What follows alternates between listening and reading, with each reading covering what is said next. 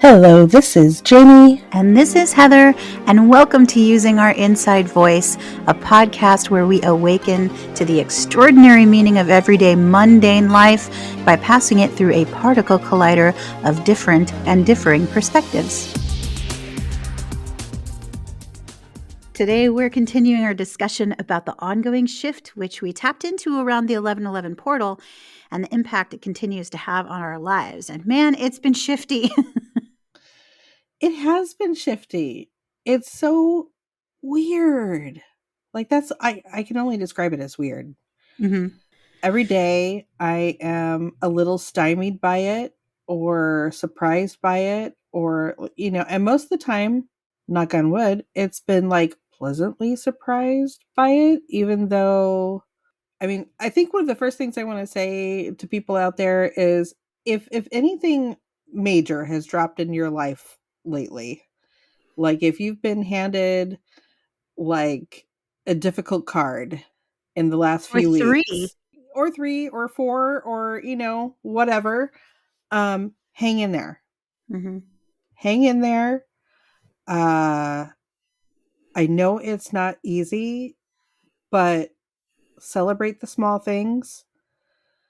Find reasons to laugh, find reasons to smile, find reasons to be grateful, as tiny and minuscule as they may seem, and freaking hold on to that. And the picture I just got in my head was Winnie the Pooh holding onto the balloon and just kind of floating. Just hold on to that little red balloon Mm-hmm. and let it carry you. But not like Hold the that kid from vibration. It. Not like the kid from It. All right. Okay. Just Not checking. like freaking Pennywise. Just No. checking. No Pennywise. You No just clowns in the you building. No said red clowns. balloon. It conjured an image or two. 99 Just said no nature. balloon. the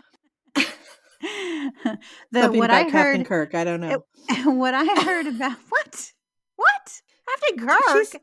she says something about Captain Kirk in 99 Red Balloons. We are not having this conversation right now.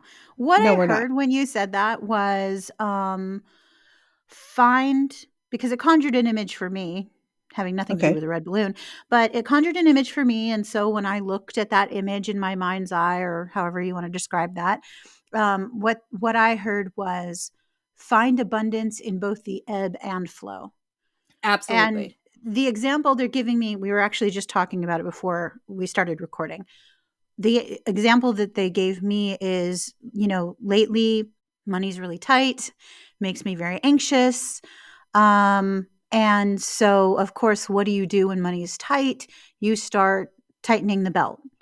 And normally there's an energy of restriction that goes with Mhm. that. But for me, how I've been looking at it is really culling the Yeah. things that I don't need, That was really the paying exact word that came in my attention. head too. Good. Be Culling. paying attention to the things that are not serving me. So and getting rid of those to make room for better things that are serving me, which I mean, duh, Mhm. that's freaking spirituality 101. I get it. But usually it's spirituality 101 in like a this is what you're supposed to do or what you should do as a spiritual person rather than this is how I'm actually feeling about it. I'm not feeling like I'm losing things. I'm feeling like when I cull something that does not offer me what I really want it to, then I am making money You're gaining and something back. You're I'm getting receiving something something in back. Yeah, return. and I'm receiving some kind of abundance from that. I may not be Mhm. having a check coming to me, but just by stopping a payment or having something cut in half, I am Mhm. making that money back in a different way. And Mhm. so this is how they've guided me to start looking at especially monetary abundance, but it goes for all kinds of abundance because you can't cherry Mhm. pick. And particularly, we were talking about it prior to starting the podcast. We were talking about it with streaming services. I mean, that's Mhm. that's the most concrete example you can come up with. It's like, are you really watching that right now, or are you just waiting for another show to come on that you might like to see? Yeah. And can you watch that other show when there's actually a show that you do want to see? I mean, it sounds so little, but it's really a kind of exercise for me at this point of where am I bleeding? Where am I where's my open Yeah. wound coming from? Like I don't even know anymore. And so that's what I've been practicing. Yeah, and same here, and it's like, well, just what are you not paying attention to? What is slipping through the cracks? What has escaped your attention? What has become so routine that you're like, well, it's just a thing that It's I just do life. every month. It's It's just just part of the life. and it's like one of the things that I did, and I started it like a couple months ago. Um I remembered hearing about an app that would help you find like where your subscriptions and stuff Mhm, are, like mhm. to remind you. And it changed names. It used to have another name, but I think now it's called Truebill, or it used to be called Truebill and now it's called something else. I think it used to be called Truebill and now it's called something else. Anyway, I downloaded the app and it's actually really nice because it it allows you kind of have to do some of the footwork of putting, a few things in, like your financial information in, and then it kind of looks through all of your financials and goes, hey, did you realize that you have a subscription every month to this and to this and to this and to this, and it's like, oh, do I still have that? Like, I thought I got rid of that, Right. that sort of thing. So that's kind of what clued me in there. And that was kind of the start of where else am I just kind of like not consciously handing stuff over to Yeah. people. Like the other thing that I realized was with food. During the pandemic, we got in the habit of like ordering out or going through a drive-through and picking something up, and it's not the kind of food that I would normally want to eat. It just got to be habit. And then it got to be a chore to think about cooking or putting things together. Like, I got out of the practice of cooking and putting things together, so I forgot like how good a, home cooked meal tasted. And for a while there, it kind of wasn't cheaper to cook at home. It was easier to go through, people were offering a lot of deals. So you get in the headspace of, oh, it's cheaper to do it that way, until it's not anymore. And then you're like, what's been happening here? Like, when did that shift? And I didn't realize it. Like, nobody clued me in that this was a thing. So there's been all of these little changes that we've been making in that same way, just kind of being more aware and learning to do things differently again. And, certain things that you may have, like, I haven't had insurance for a really long time, Health eh, insurance. health insurance. And the last time that I had remember checking, it was like astronomically cost prohibitive to have it. And then I realized, oh, I'm in a situation where I actually get help with health insurance right now.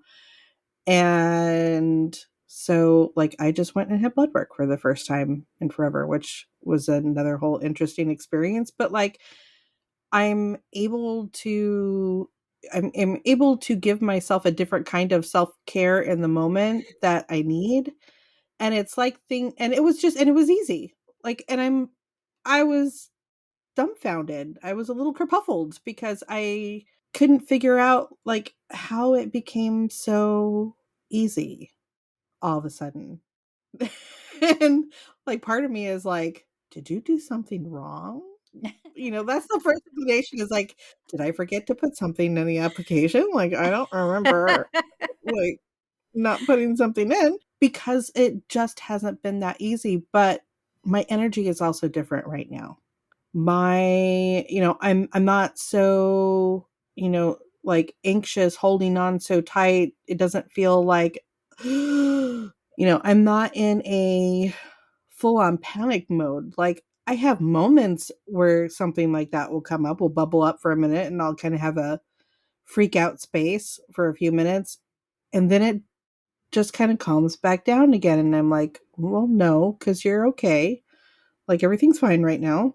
Like, don't stress. And it's like, okay, I won't stress about it. And then something fun comes up in the middle of all the weird and all the crazy and all the, like crappy news, something will come up and it's like, oh, look, there's a moment of fun. And then I'm surprised by the moment of fun. And it keeps going. It keeps going. Like the more you can sit in that space of, I don't know, surprise me, let I'm just gonna sit here and wait for it to roll on by. And if you can surprise me with something cool, then come on, universe, make it happen. And what were we watching today that kind of reminded me of that same message? Oh, Last Holiday with Queen Mhm. Latifah. I Mm. love that movie. It's a good Mm. movie. And that was one of those, like good kind of life lesson type movies of, just say more things out loud. Speak your intentions out loud and lean into that sort of thing. Of course, that's a very exaggerated version of that, but it's like every day is a new day. Every day has a brand new set of possibilities, and those possibilities can go in either direction. Mhm. And that's the reality every day. But we're only really clued into that, like, when we're kind of sitting in the middle of something that makes us aware that that's how it actually works. Well, and I think that that's the key. What I heard while you were speaking was 2022 is the year of waking up in your own life. Mhm. And that's an interesting concept. I would have never thought of it that way. Well, clearly I would have because I just said it, but I don't, that's not, it hasn't ever occurred to me. And it includes everything. And by everything, I mean all of the loss. And by all Mhm. of the loss, I mean the deaths, the people Mhm. that you've lost, or the relationships that have busted apart due to one thing or another. The really painful experiences this year have caused us to really think about every aspect of our life. It's a different, at least for me, and from what I've been seeing from all of the people close to me, there's a different reactive energy to Yeah. loss and grief and all of those things that would have normally triggered us into absolute fear and despair. Yes, Mhm. the fear and despair is still there, but it seems to be tempered with a inhalation is Yeah. the only way I can describe it. There's this feeling of inhalation when it comes to thinking about what you've lost and being conscious enough to truly grieve whatever that is. And the things that maybe cause fear as opposed to grief, there is a temperance with even the fear. Whereas before it would just cause spirals all the way down into the depths of despair, as Anne of Green Gables would say. Now you have the fear, but it is tempered by an eyes wide open perspective of Mhm. not only can I see how this could go very badly for me, I can see how this could be very bad, but I can also see that it's making space for a lot of possibilities that could be very good. Yeah, like it can And open a lot of doors. yeah, and there was a time when I would have taken that and been like, "Yeah, okay," and then the doomsdayer would have come right back in and just laid me out flat, and I wouldn't have been able to function. I would have just been, superfluously functioning. I would have been completely Mhm. surface lifing and just barely breathing. And this time it was different. This time when I went into the depths of fear and grief and loss and all of that, I was able to hold a higher perspective the entire time. That didn't mean it didn't hurt. That didn't mean that I was emotionally detached from what I was experiencing. It just meant that along with the emotions came a voice of reason, so to speak, that I could also attach to emotionally. It actually feels like there's a type of real-time processing that's happening this time that actually allows us to move through that energy with a lot more grace and balance, to where we can see the other side of that coin. The perspective has changed. Yeah. The platform that we're standing on is different. It allows for, you know, a bigger view of everything around us, and it feels like, I don't know, it feels a lot different. It feels more balanced. It Mhm. feels more, I feel more supported in the things that I'm going through. Even if I don't know where the support is coming from exactly, even if I can't see, you know, the invisible hands holding me up, it's okay. I can feel that energy there. I feel lifted.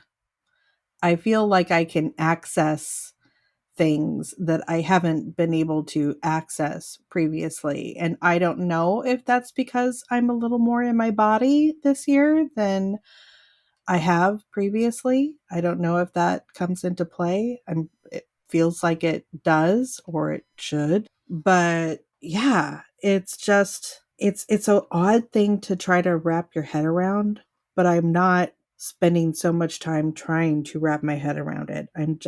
I'm more in a place of just allowing it to happen. It's like if I feel a feeling that feels good in the midst of, you know, something crappy happening, I let that good feeling come in, and I try to enjoy it and sit with it in the same way that I would have sat with the not so good feeling.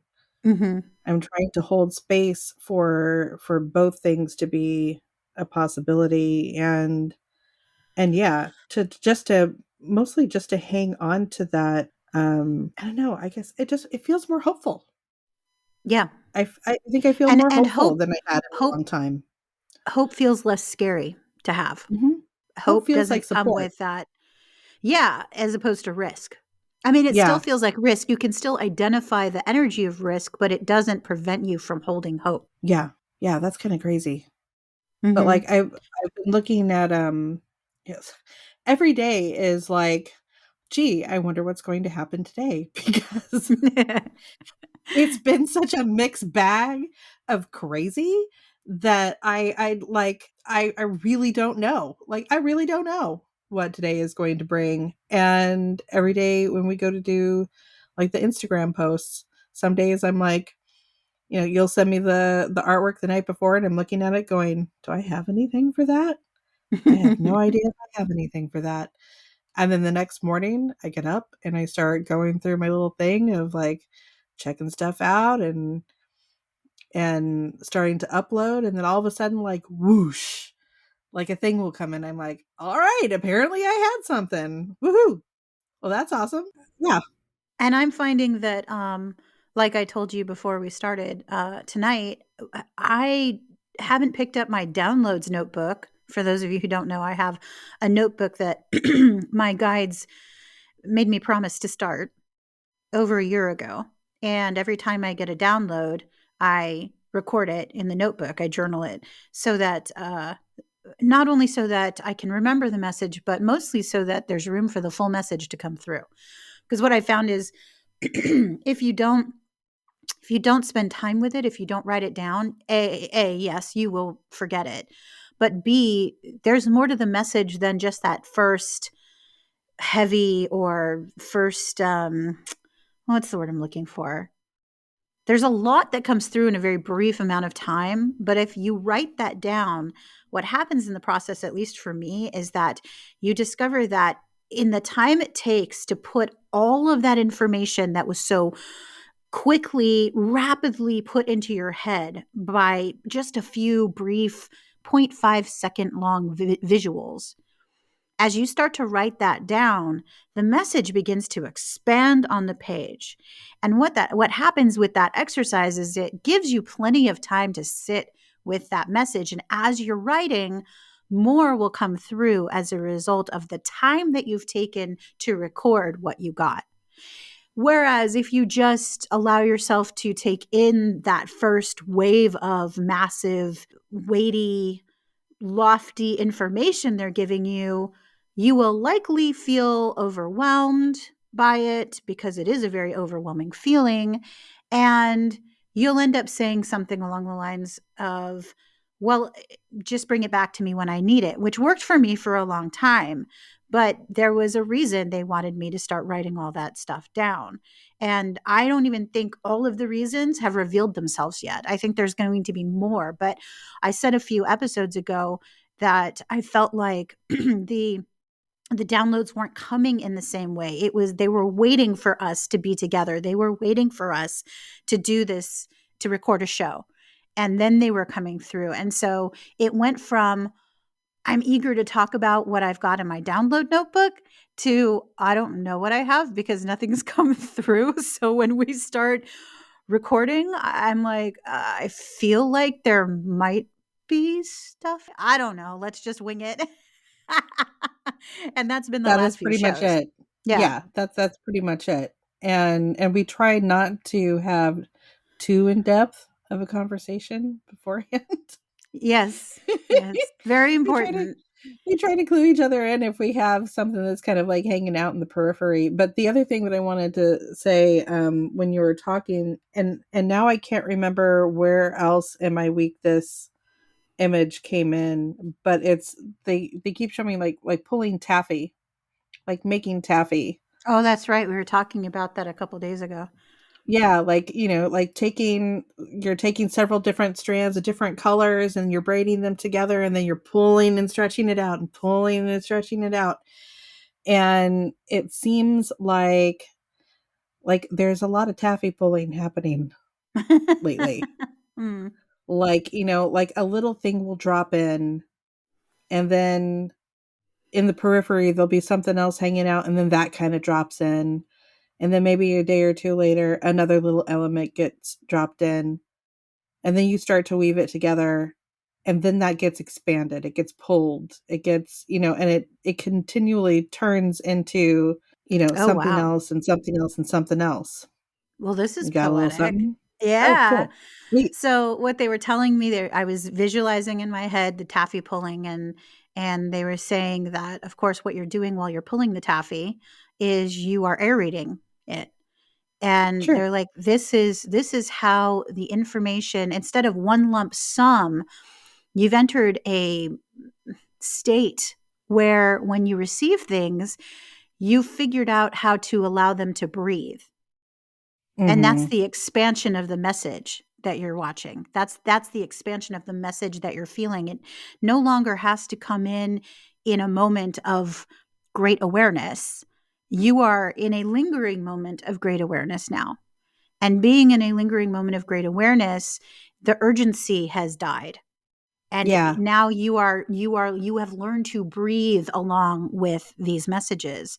So it's no longer holy crap, oh my god, holy god, hey, oh, it's a little more chill, it's a little more, and take a look at this as she says taffy pulling and stretching. What do you see? I see air.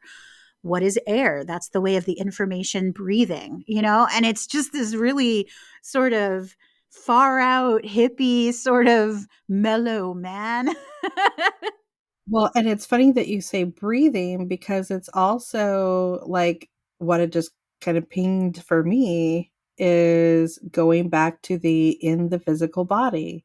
It's being embodied now. So it can breathe.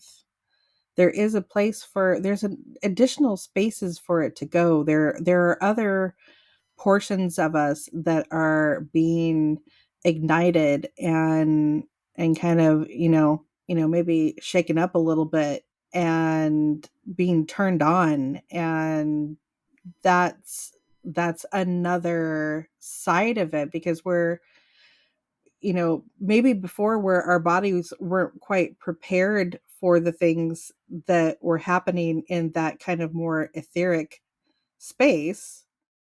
Now we're inviting those things in and we are giving them a chance to like ruminate in the body and expand alongside that kind of growth. Well, and it's no coincidence that we're having this conversation because just in our last episode, we were talking about the energy of effervescing, Mhm. and we did an Instagram post on it. We talked about it in the show. And of course, what did that lead to? That lead to when you said shaken up, I saw carbonation, and then they Mhm. showed me the effervescing. And of course, the effervescing is Air the, yeah, it's and air. It's aeration. all about oxygenation. Mhm. Breathing it in, Yeah. allowing it, giving it an opportunity to breathe in something in a different kind of way, in a different Oh no. vessel. Oh. Oh god. I don't know if this is going to make sense to anyone out there, but what I just heard was that the the baby steps towards this culmination Mhm. were all of those times some meditation expert or teacher or guru or whatever, some YouTube meditation, whoever said it, because we've all heard it a million times. I can't imagine not hearing it a million times. Is, for instance, like when someone says, visualize breathing light through your heart or breathing light in through the crown. There are meditations out there, Mhm. like the Silver River meditation. There's a ton of different meditations where you're breathing light into your being. And they're like, this is what we were talking about. But we had to get you to start visualizing it first and using your imagination to visualize it so that you could start to open that gateway. You didn't have Mhm. any real understanding of what you were doing. You Yeah. just were allowing yourself to play the game. And by allowing yourself to play the game, you created, not only did you create space for us to join in with you, but you were asking for us to provide it for you. And over Yeah. time, what happened is you slowly became acclimated and accustomed. And for many of you, you started to recognize the difference between your earthly self doing earthly being things and higher communication that felt as though it was not coming from you, even though it is coming from you, which Yeah. is a whole nother topic. But, what they're trying to get through is that by doing things, because I always thought it was, especially when I first started, I'm like, breathe light in through. Are you joking right now? Like, this is stupid, man. I was always so reluctant. It just sounded dumb. And it was frustrating because I'm like, I don't want to freaking breathe light in through my body. I want to know why I'm breathing light in through my body. Like, what is this supposed to accomplish, please, before I commit myself and my energy and my time? I kind of had a really, in a way, I was curating my resources. And in another way, I was shooting myself in the foot. It didn't mean I didn't do the exercise. It just meant I did it begrudgingly. And, and so that's, if anyone out there is stubborn like me and has a hard time with all this frou frou woo woo stuff, and you want a reason to do it, it's to say yes to playing the game. And Yeah. here's a message that's been coming in too a lot. I thought it was just me thinking about it a lot. And they're like, no, we really wanted you to say this, that it is so important right now. I totally lost it. If I were listening at home, I'd be like, no, what's so important right now? I don't know. I have no idea what's important right now. Give me a To minute. Let me engage see. in the game, Yes. because that's another repeating. Oh, I remember. Shut up. Okay. Okay. All right. So what they're saying is that it is important to it is important to engage in the game because what you begin to imagine, what you begin to interact with, those things that your logic side say don't exist, are not a thing. Look at my life. It's in a shambles. Everything's upside down. Breathing light into my body is not going to turn things right side up.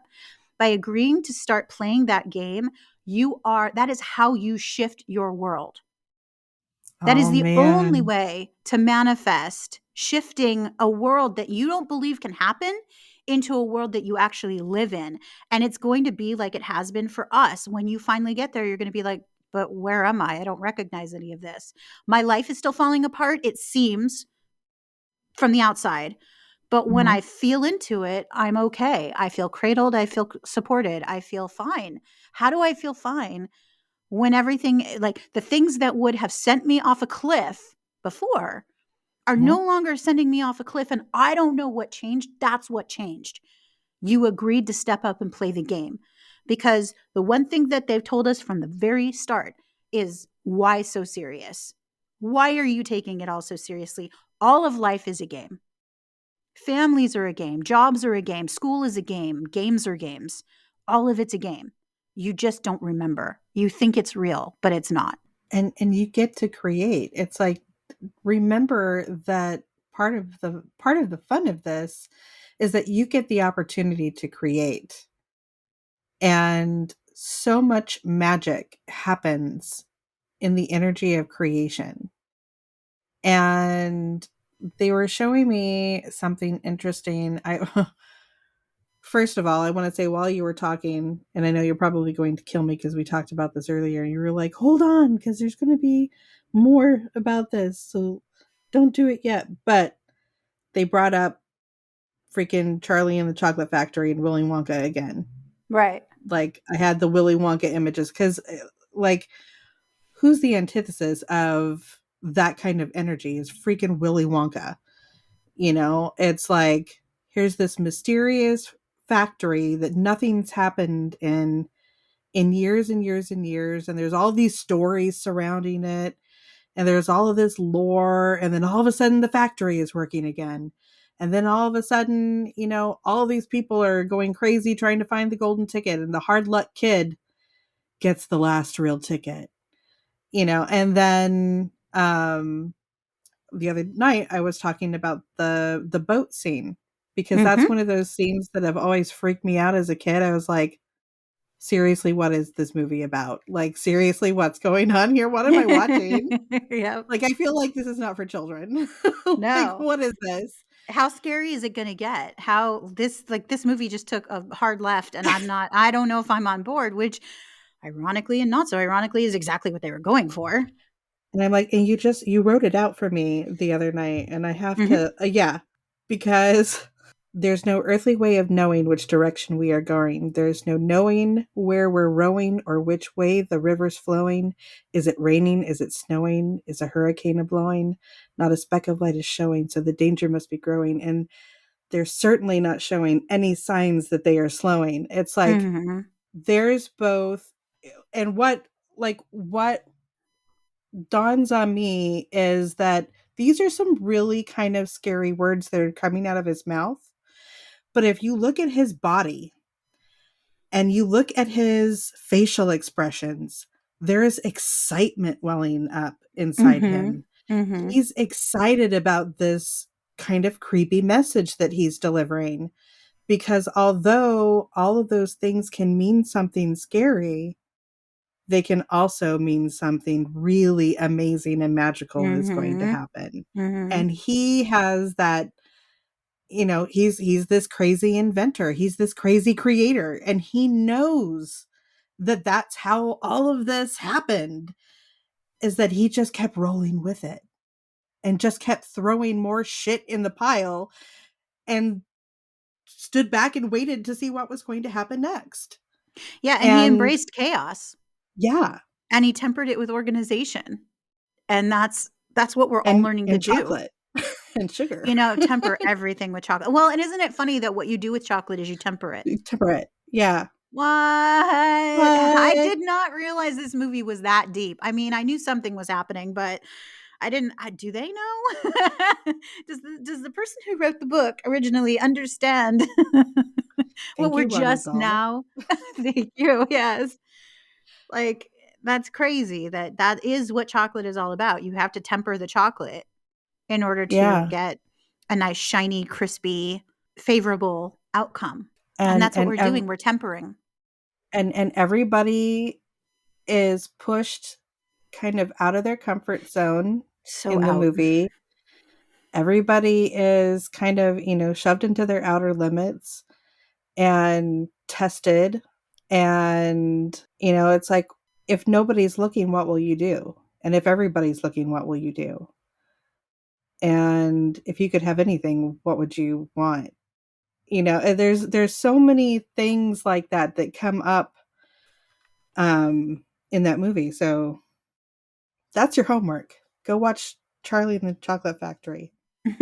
Or Not is the it new Willy creepy Johnny Depp one. No, it's Willy Wonka, isn't it? Wasn't the old I '60s don't one know, Willy Wonka? I'm fairly sure it was, and the Chocolate is it? Factory. Well, the Yeah, book is Charlie and the Chocolate Factory, so I always right. refer to it because I was a book nerd.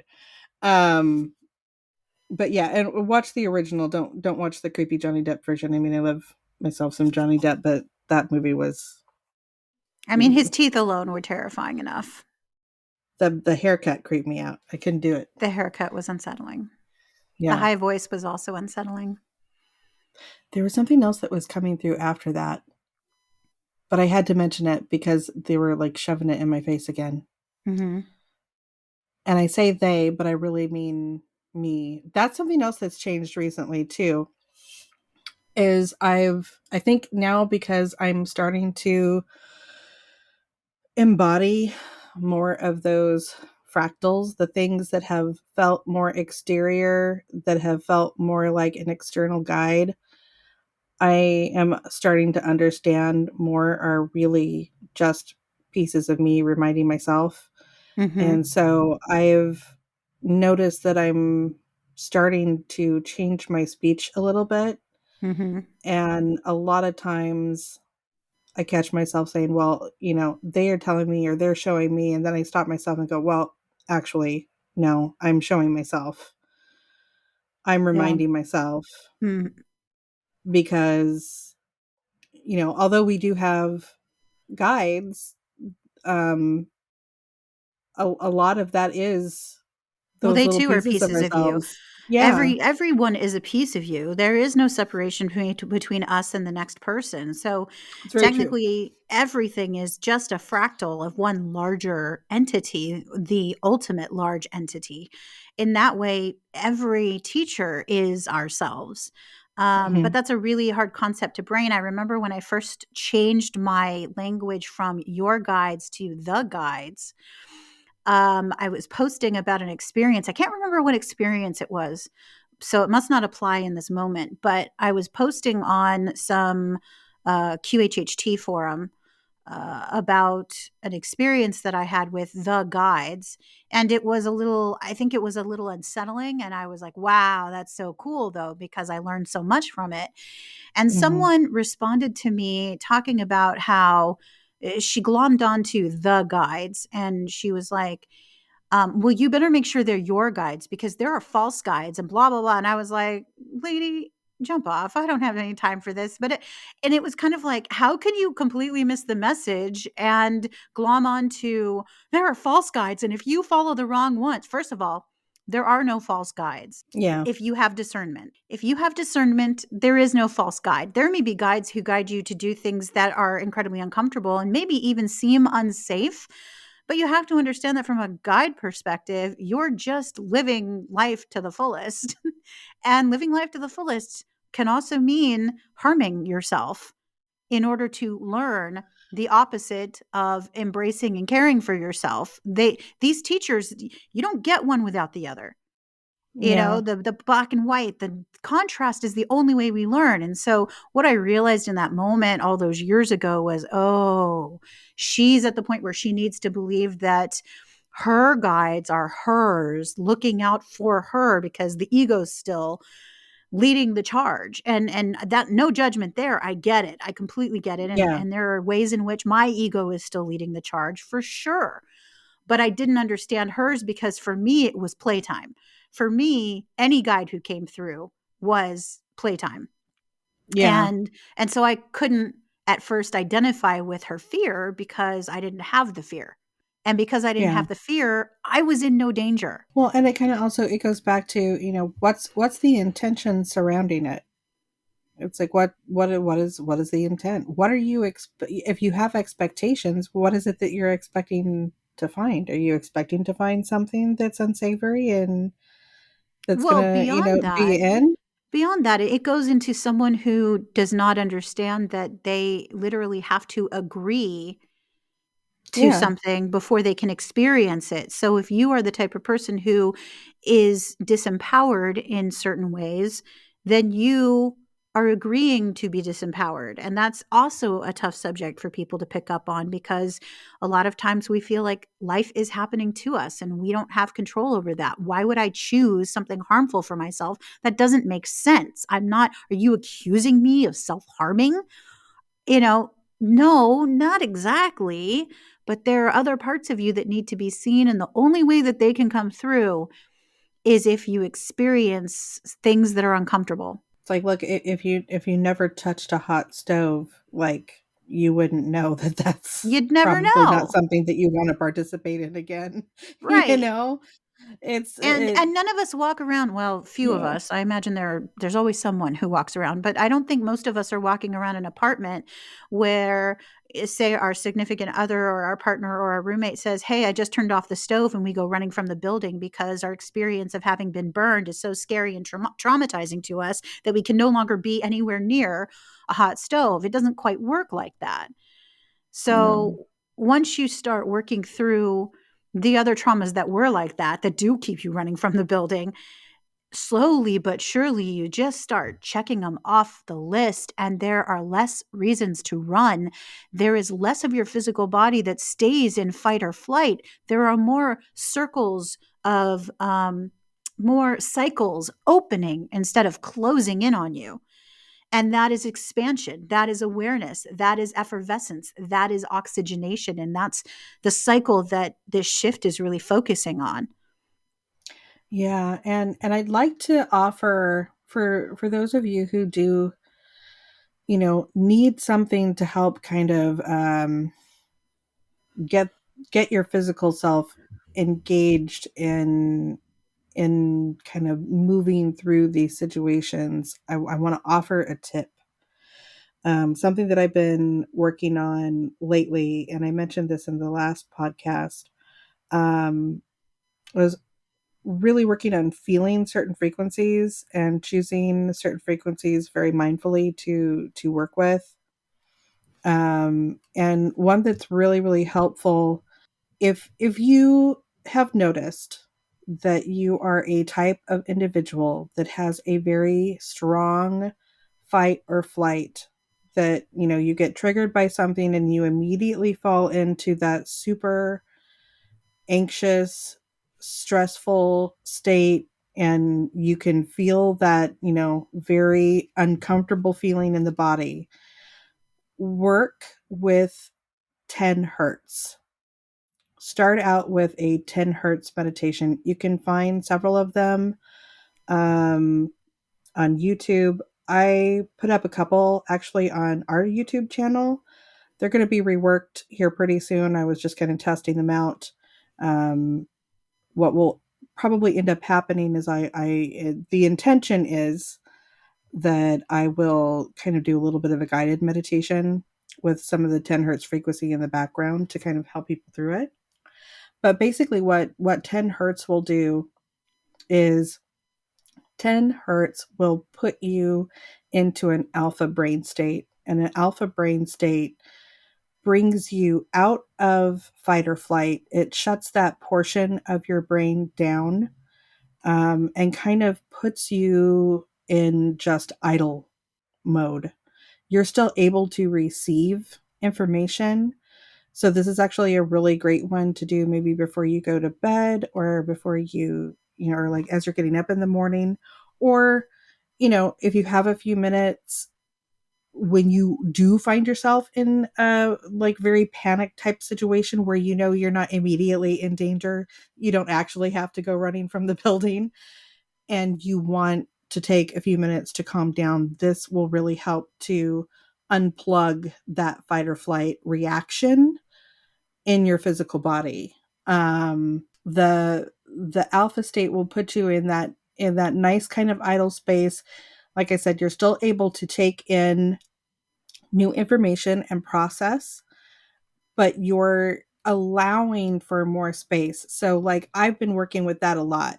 When I've had things come up recently where it kind of will trigger me a little bit more than I would maybe like it to trigger me, and I do get stressed out, that's something that I've been turning to. And, a good 10, 20 minutes and I can definitely tell a huge difference. I actually, was it like a week ago, I kind of did a little test because I had a moment where I was feeling kind of anxious, and I put my earbuds in and I started playing a meditation that was 10 hertz, and then I grabbed a blood pressure cuff and I waited about 15 minutes and I put the blood, blood pressure cuff back on, easy for me to say, Mhm. and it had gone down several points. Like it really, really did work. Um, so yeah, that's just a little something that I wanted to throw out there. And then there's other like additional steps you can take. You can go from, if you want to do like a deeper meditation, once you've hit your 10 hertz for a few minutes, you can turn that into some theta frequencies. Theta frequencies are going to put you more in that kind of creative dream state. And so that would be a nice one to do. But yeah, that really helps to kind of take some of the edge off, Mhm. especially when you're just a person who's constantly triggered, especially during the holidays. if, if you have a stressful situation with family coming up, maybe don't listen to it while you're driving.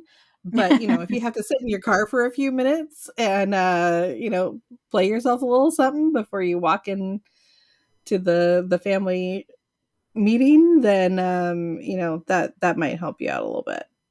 I just wanted to Cool. throw that in there. Yes. Man, but yeah, it's been kind of crazy lately. Yeah, And my guides keep giving me this, they keep repeating 2 months, 2 months. Like, every time I have yeah. a rise in my anxiety or my panic, they're like, 2 months, and I'm like, "What is this 2 months?" First of all, I have to admit, I don't know when I started receiving that message, so I don't know how long it's been of the 2 months that they keep showing, but I feel like next year, sometime in the Mhm. beginning of the year, there's gonna be an important another shift or a next step, or I don't know. It's just this feeling of something's coming and it's going to be good. Just give it 2 months. Allow yourself to not panic for 2 months. And that's an agreement in and of itself, Yeah. because there's still a part of me that, and I can tell it's old programming because I no longer emotionally resonate with it. I only hear it. The tape starts to play of, you have to prepare, you have to prepare, and by preparing, it means you have to get all crazy and upset right now, so that at least when you fail, it looks like you've been crazy upset. I mean, it's not sensical at all, but there Or is a like you're tape. doing something. You Yeah, look like you there's were doing nothing something. currently, there's nothing you can do about your circumstances, whatever they may be. So you want to look like you're doing something. So panic. Please panic. So everyone knows that you're panicked. So Mhm. that when the other shoe drops, you can point to the other shoe and go, "You see, I was prepared. I panicked." And it's like, that's not doing anything. That's It's the just most stupid. ridiculous.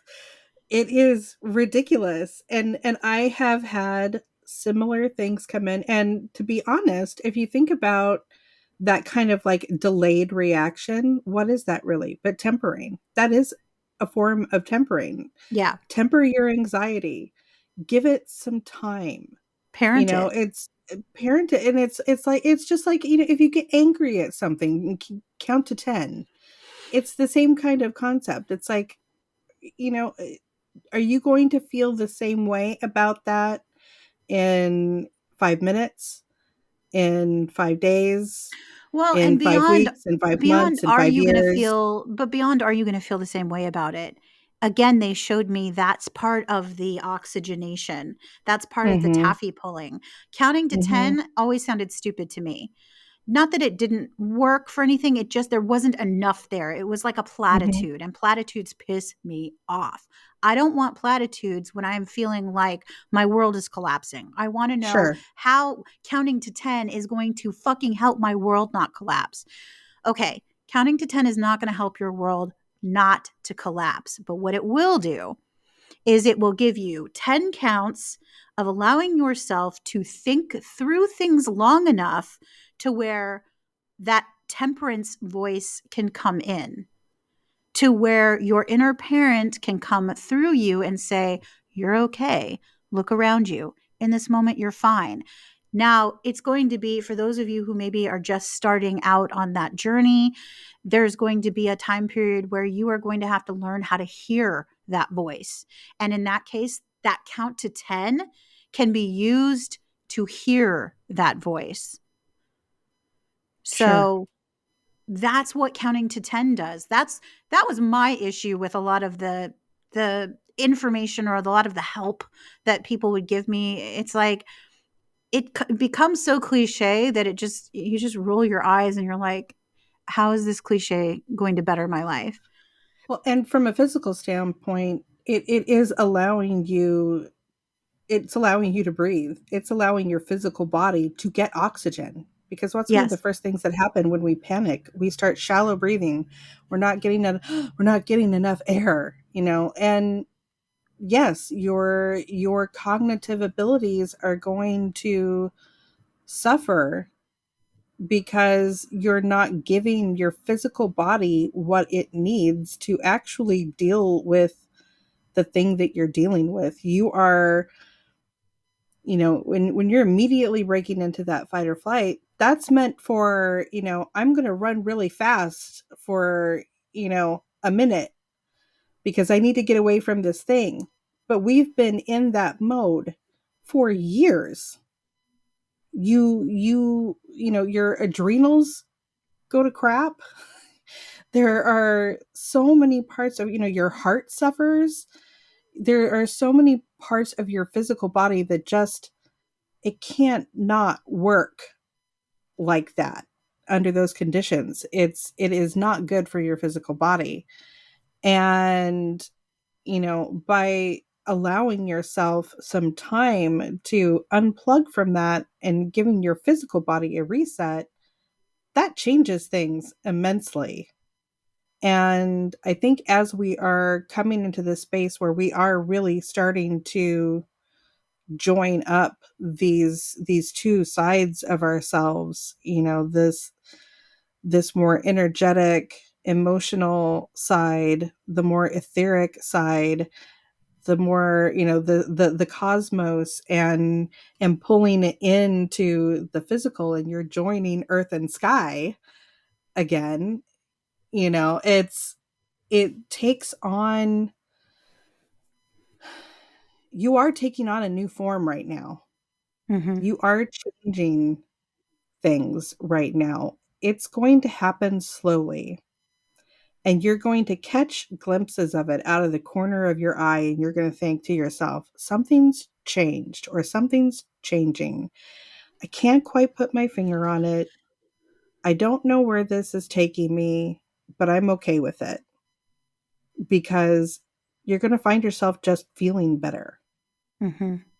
You're going to find yourself feeling more settled. There's a, I don't know, there are so many practices that have been kind of coming up in my peripheral lately. Like, we did this interesting thing the other day where just out of nowhere, I kind of looked at my husband and I said, let's go take a look at an area that we like to spend time in.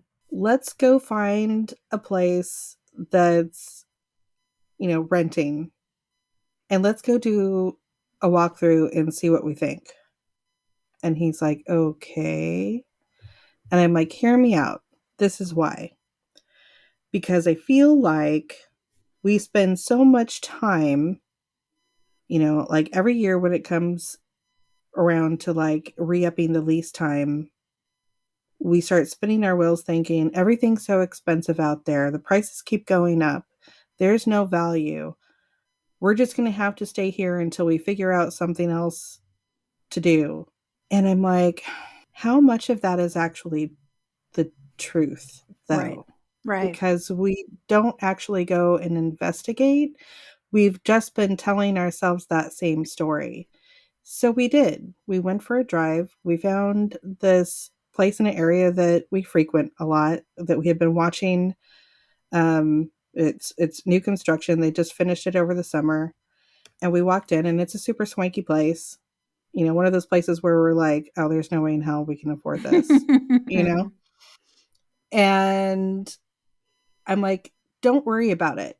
Don't worry about whatever the price is. Don't worry about it. That's none of our concern. We're not signing anything today. You know, there none of that is going to be a factor. All I want to do is experience it. I want to experience it. I want to take a really good look at it and go, do I like it? Does it feel good? What do I like about it? What are the things there that I see are valuable? Are there things about it that I really love? Like, is that something that I want to incorporate into my next space? And it was a really beautiful complex. Like, one of the first things that I noticed was it's quiet here. I like the quiet. I like the way the spaces were oriented. You walked into the the um the apartment, and it was open, like an open layout. So you walked into the kitchen, and the next thing that I saw was that they had in apartment washer and dryer, and that all of the appliances came with the apartment, and they were all sparkly new beautiful appliances. And there was an island in the kitchen, and there was plenty of cabinet space, and the ceilings were vaulted, and so it felt roomy, it felt spacious. Everything felt spacious, everything felt expanded, everything, just had this. It was new, so it had the smell of new, but it also just felt like somebody took a lot of thought in where they placed everything, and I enjoyed that about it. I enjoyed some of the additional features that they said that they offered, like their mailroom was inside instead of outside. I liked that for some reason. Um, you could you could temporarily rent a storage space if you needed it. They had bike storage, so there were like all these little things that they had thought of, and I'm like, that's really cool. I really like a lot of that. And when they told me when they told me the price, I was shocked that I didn't immediately go to, oh well, hell, we could never afford that. Now, Mhm. was it something that I would consider at the moment in our budget? No, not remotely. Mhm. But it was actually a lot cheaper than I thought it was going to be. Mhm. So it tempered your former story of it Hmm. being too far out of reach. For more space. Now, the other thing was that it actually triggered my husband, who is usually not easy to trigger, in the exact opposite direction. Huh. He heard the price and went, there's no way. And I'm like, how in the hell did this happen? And I'm Right? like, I'm like, but we're not. I'm like, do you understand what the whole thing? I'm like, don't worry about any of that. We're not putting down the lease. We're not handing anything over. We're not, this is not a thing that's happening today. It's okay. Like, this was just about, did you like anything about it? What did you like? And what do you want? What do you want in your next space? Because it's hard to visualize those things. It's hard to dream about those things if you don't have anything practical to, you know, to kind of help you build that foundation. You don't know Now what I you have don't that. know. Yeah. Like, there were things that she had mentioned that I'm like, "Oh, I hadn't even thought about that. Do I want something like that? Yes, I do want something like that. Hell yeah, I want something like that. Do I want all new appliances? Hell yeah, I want all new appliances." Mhm. It's like, um, oh, they all came with, like, built-in modems in every apartment that was, like, already wired to a place that they knew that had, like, good internet. I'm like, "Hell yeah. I don't wanna have to do that on my own." Mhm. Like there were just so many things that I hadn't even thought of. And like I he hadn't said anything, but like we got back in the car and we're driving away and I'm like, "Are you okay?" And he's like, "Yeah, why?" I'm like, "Your energy's weird. What's going on over there?" And he's like, "Yeah, I guess it is weird, huh?" He's like, "I don't know. It just like it shook me up in a way that I wasn't expecting. Like I wasn't expecting that that was going to hit me that way, that I was going to react like that." And I'm like, "That's okay. It's okay that you reacted that way. I just want to remind you what the exercise was. The exercise wasn't in, hey honey, I'm going to fall apart if we don't get this apartment come time that we want to think about moving, or even that we move this year. It's not even about that. It's about looking at something that we haven't looked at in a long time, figuring out how we feel about it, figuring out what our needs are. Because if you don't, what you end up doing is you compromise yourself into a little box. Mhm. You start trying to think of ways to make things work Mhm. instead of thinking about what you actually what your actual requirements are, and you will Mhm. bend yourself into a fucking pretzel. And Yeah. I'm tired of being a pretzel. I don't know about anybody else, but I'm Right. tired of being a pretzel. I don't want to be a pretzel. I don't want to make it work. I want that thing to work for me. I don't want to make it work. And I'm it, one half of me is like, this feels ridiculous. You are so not in a place to dream about any of that. And I'm like, No, you dreaming's are in free. exactly the right place to dream about that. Dreaming is free. It costs Absolutely. nothing. It costs Thank you, me Blondie. $0 to walk into that apartment and into that complex, take their tour. It took my time, which I happen to have right now. So that's it. That's it. That's all it cost me. And But what it that afforded me was something huge. Yes, and that is how you curate your abundance. You instead of looking at, "I don't have the money for this," you said, "I have the time for this." And Mhm. you went and you were like, "I have an abundance of time. I'm going to use it looking at this." And with every question you asked yourself, "What do I want? Do I want something like that? Is this something I would enjoy? Does this suit me?"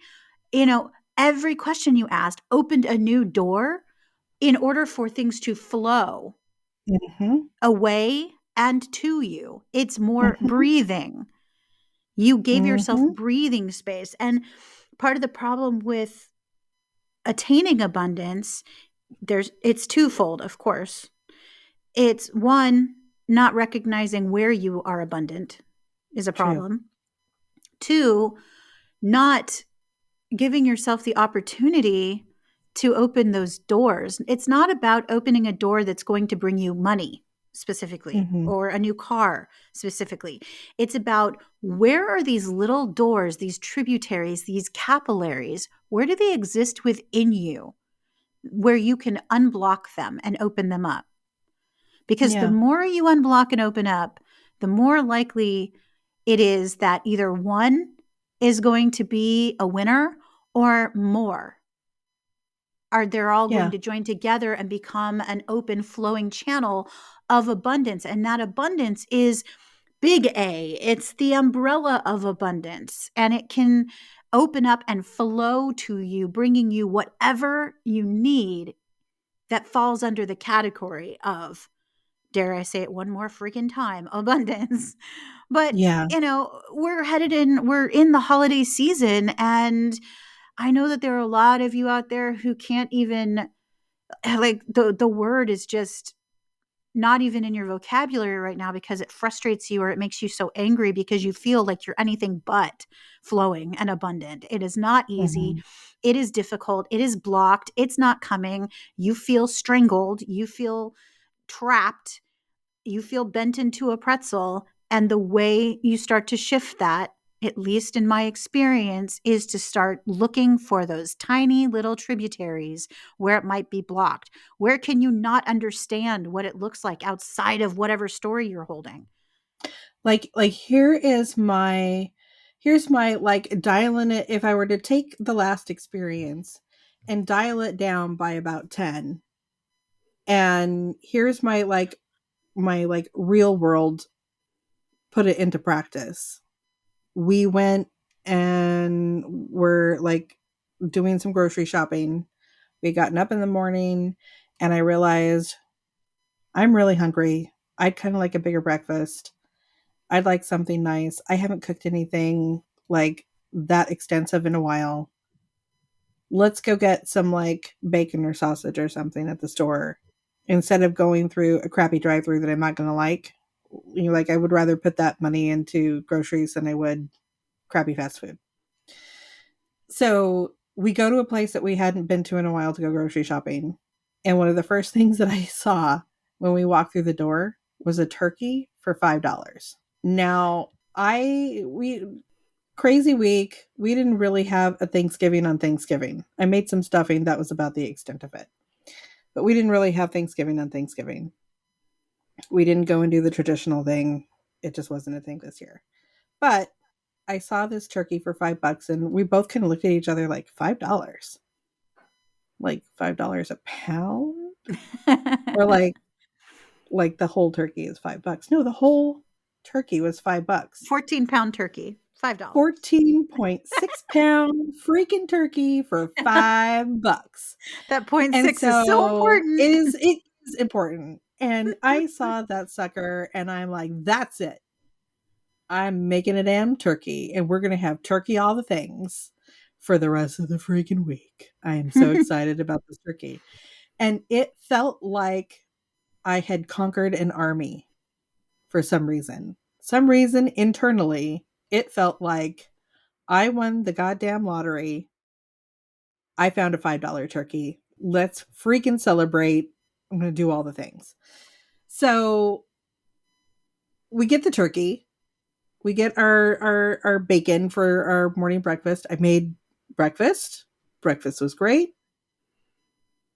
And then I was like, I don't know how I'm going to feel for the rest of the day. Like, I'm still getting used to this, like jumping in and cooking and stuff like that again, because I really haven't done it in a long time. And he's like, well, if you don't want to make turkey today, that's fine. Like, I'm not going to push you, but I'm also going, like, I'm excited for turkey. So, like, if you feel like making turkey, like, hey, turkey. And I thought about it. We sat down and we watched a little something on TV. And I'm like, okay, I think I'm actually going to attempt the turkey today. So I went in the kitchen and I've made several turkeys. We've made turkey together. Turkey is good. It's always good, but it's usually kind of a complicated task. And so in the back of my head, I'm kind of preparing myself for, okay, tiny kitchen. There are reasons why we usually wait and do this at some other place where there's a bigger kitchen. But you've done it before, so it might be complicated, but it's not going to be that big of a deal. And I started kind of prepping the turkey and doing the things, opening it up, rinsing it out, taking out all the giblets and all that stuff, doing my butter, my herbed butter, and packing the turkey. And it took me like 10 minutes. This is something that would normally, this is like a half an hour, 45-minute event, usually at the bare minimum. It took me like 10 minutes to do this for the turkey. And I'm like, did that really just happen that fast? Mhm. That felt very easy. I'm suspicious. Like, did I forget to do something? Like, seriously, I thought I forgot. I thought I had forgotten something. I Mhm. really had. And, it was a good size, but it was huge. So it wasn't going to take forever. It took like, I think it took like maybe 3 hours. Um, like I did all the things. I, checked it and, tinted it and then treated it well and got it all nice and browned and let it do its thing. And it was seriously the best turkey I've ever made. It was so freaking juicy. It was so yum. We made a few sides. I had had the rest of the stuffing from, the couple days before, and it was perfect. And then we sat down and we watched something nice on TV, and it was like, I freaking love this turkey, and I'm going to love eating the rest of this turkey. And it felt like such, like, it was ridiculous. In my head, I'm like, it's just a goddamn turkey. Like, why are you so No, excited it's over this turkey? love. It's It love. It's is. self-love. It's self-love. It was a win. I Mhm. was excited that I felt that excited about a damn turkey. And part of me was like, you're being ridiculous. And the other part of me was like, shut the fuck up. I love this turkey. I'm gonna love every last bit of this $5 turkey. And it felt like success. It really did. And again, like, there are so many moments right now to shift your former narratives about certain situations and certain things in your life, the way certain things are supposed to look and feel. And you can tap into the most simplest things right now and get huge results. Like, I'm still riding the high of that damn turkey. I made shepherd pie, turkey shepherd pie tonight with leftovers and such. And again, another fantabulous turkey meal was had. And I'm like, damn, that $5 turkey, man. Just it's like, it keeps on giving. I love this. And I feel good about it. And I continue to feel good about it. I feel like I've been to a damn, like, Abraham Hicks seminar. Is what it feels like. I feel like I am riding the high right now, and I'm good with that. It's like, it's okay. Like, if that's the Kool-Aid to drink, then I am drinking it right now, and I'm Right? enjoying it, and I got a big Yeah. old mustache, and I don't care who sees it. Like, it's like that right now. And, and I'll catch myself going, those little voices will want to creep in and go, "Oh, you're being ridiculous. Oh, there are other things to be thinking about right now. You should be doing this or that or the other thing." And it's like, what? I should be bending myself in a pretzel.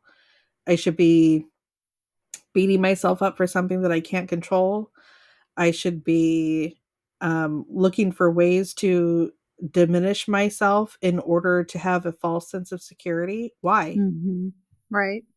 Why? I should preemptively feel bad about an outcome I don't even know is going to be the outcome. Exactly. And it's like, no, I'm tired of that. I Really don't. tired of it. That's the old game. That's not the new Mhm. game. And if I'm making the rules, there's going to be some fucking better rules. You better Mhm. believe it. Mhm. And that's huge. I don't think I've ever remembered feeling that empowered over Mhm. something that really is completely out of my control before. Like, seriously, I've had serious breakdown moments over, very similar situations. Like, I've Absolutely. I've been prescribed real medication Yeah. for things like this. Like, I'll never forget the first official prescription of Valium I had ever been given. And Valium. I kind of looked at it like, am I even old enough to be consuming Valium? Well, they do call Because it Valium. Mm.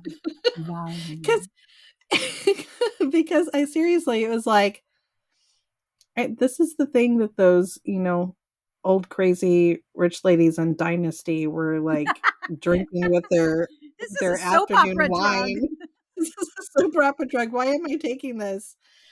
Um, and in those moments, I like I allowed myself to have that because I was seriously in such a spin out, and at that time that I had to have something to stop the spinning. And so I was grateful for them in that moment, but like I think about it now and I'm like, would you look, you were would you be reaching for the Valium if you had it? No. No. Mhm. Mhm. There's like, I take it. That's why I don't have it, is because, yeah, hell yeah, I would. Have you tried Valium? Mmm. Feels so Like nice. I'm not I'm not a prescription person. Me Like either. but like I don't know. I don't know why that even popped into my head, but it was just one of those things where it's like seriously, it was just a reminder to myself that, in a previous time, I really did need something exterior to unplug me because I was flailing so hard. I was Witness.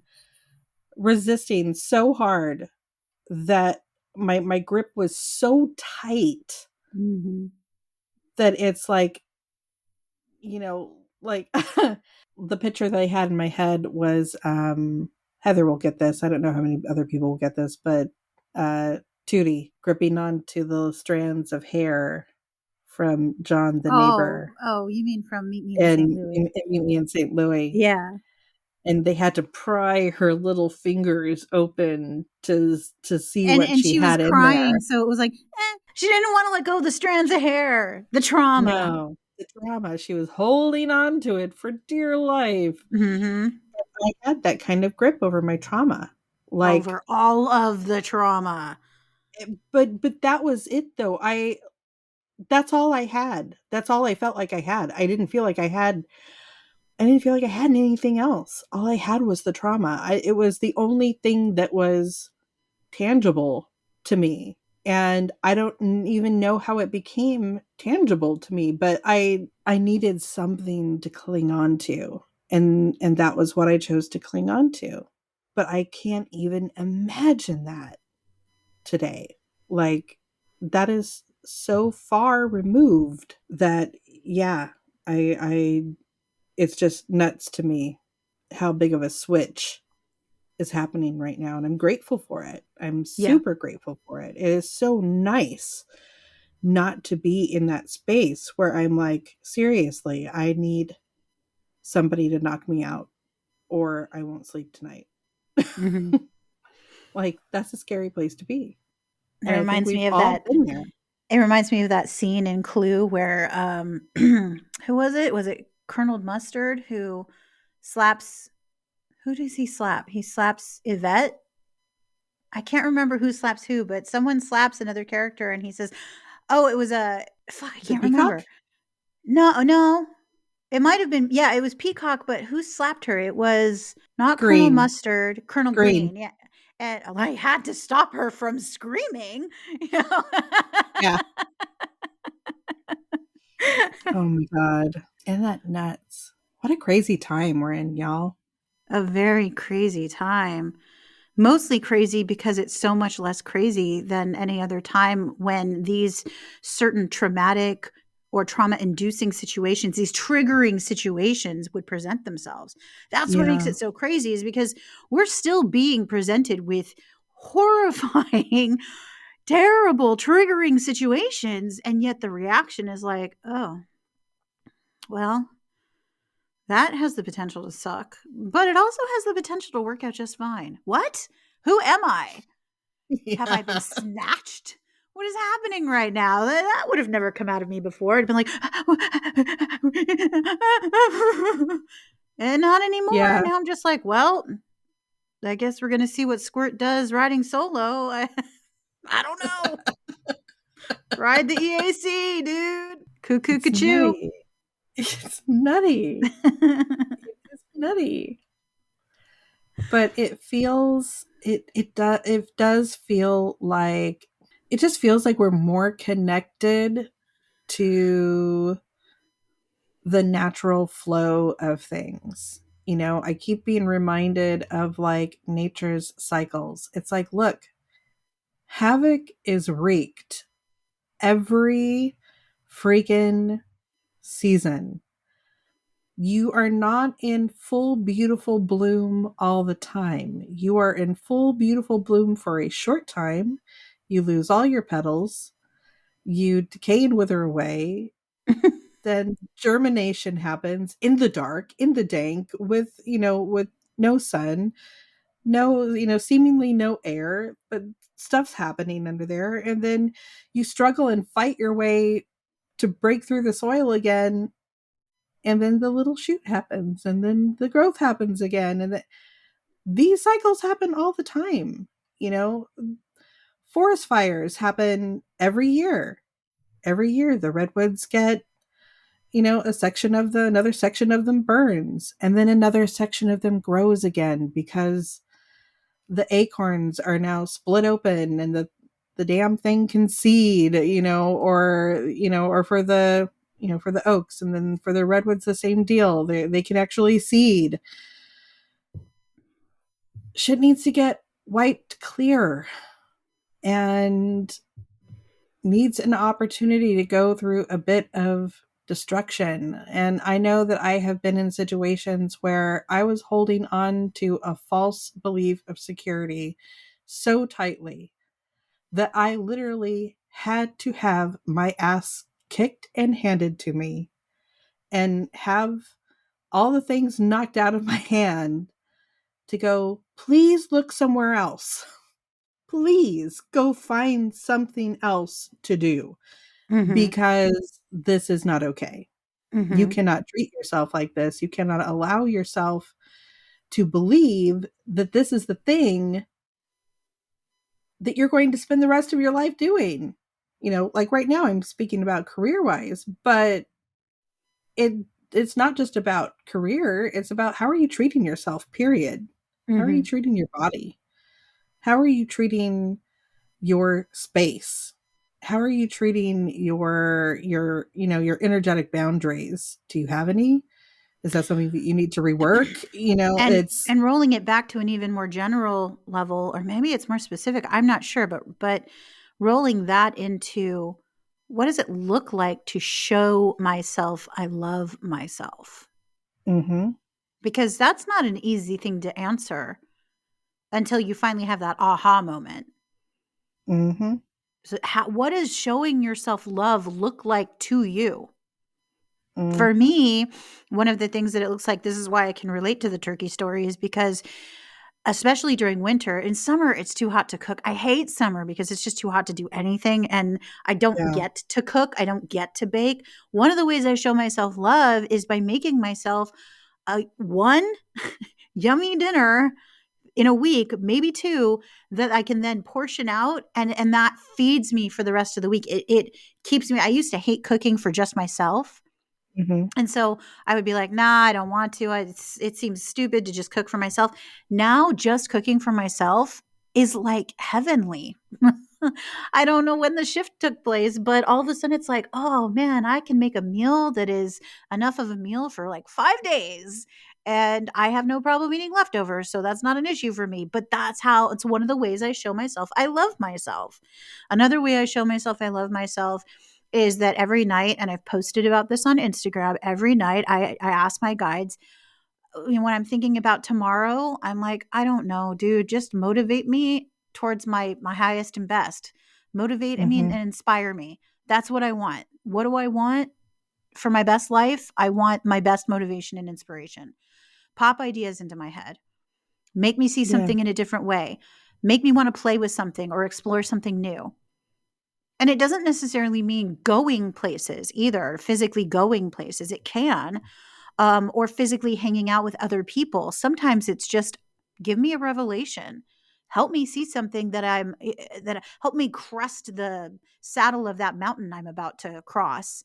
Just mhm, whatever's going to get me to where I can start living a life that is greater than the one I live now, greater in yeah, size, greater in aptitude, greater in altitude, greater in joy, greater in abundance, greater in whatever way possible. How do I get there? Point me in the right mhm, direction. And then I say, I will do my best not to resist. yeah, Sometimes my best is not very good. Most of the time, especially now that I'm in practice, my best is pretty darn good. Yeah, and that's so helpful. I mean, any little any wave that you can ride right now is so helpful. You have no idea. And there are layers to it. And of course, for me, for somebody who works a lot with frequency, it's so much about that right now because I've written about this recently too a couple of times, but one of the things that I really realized is, the trick of free will is that we kind of get to buck the system a little bit. We get to tell the law of attraction to go take a hike if we choose. Our natural state is, if we are sitting in a lower frequency, you naturally want to rise out of that state. Well, we have the ability to go, I don't feel like it. I Hmm. want to sit here in this lower frequency for a while. Or I want to pull myself down into that lower frequency and see what it feels like. I want to experience that. But it's not wrong to do that, because ultimately that is what is helping to cultivate our sense of compassion. When you bring yourself and spend time in that lower frequency, you can see, oh, that's what that feels like.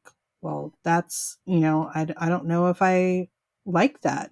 There's a lot of kind of crappy shit that happens in there. Well, what would you want to show someone who's sitting in that space? You have a chance to think about it because you go through it yourself and you experience it yourself. But I feel like, the we're starting to catch on to all of these little ways that, that the game had been created before, and that we also have the opportunity to go, okay, yeah, I have the opportunity to choose that lower frequency, but I also have the opportunity to not choose that frequency. And especially because I've already given myself plenty of experiences where I have experienced that lower frequency. So much Not experience. not really a thing that I need to, I'm good. I'm Hmm. good. I've sat through all the levels of that I need to sit through for the time being. And I'd kind of like to play in the other direction.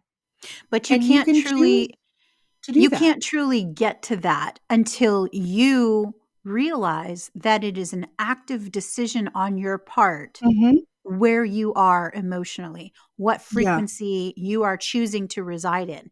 It's not about, do you actually think I do something to hurt myself? It's not about that. it's not It's about that, about no. you not realizing that you have a choice to begin with. And the only way to start practicing understanding on a permanent basis that you have a decision, you have a choice, that you have the power to make a choice on your own behalf is to acknowledge that when you're depressed and panicked, it is a choice. It Yeah. is not happening to you, it is not being thrust upon you. You have a choice.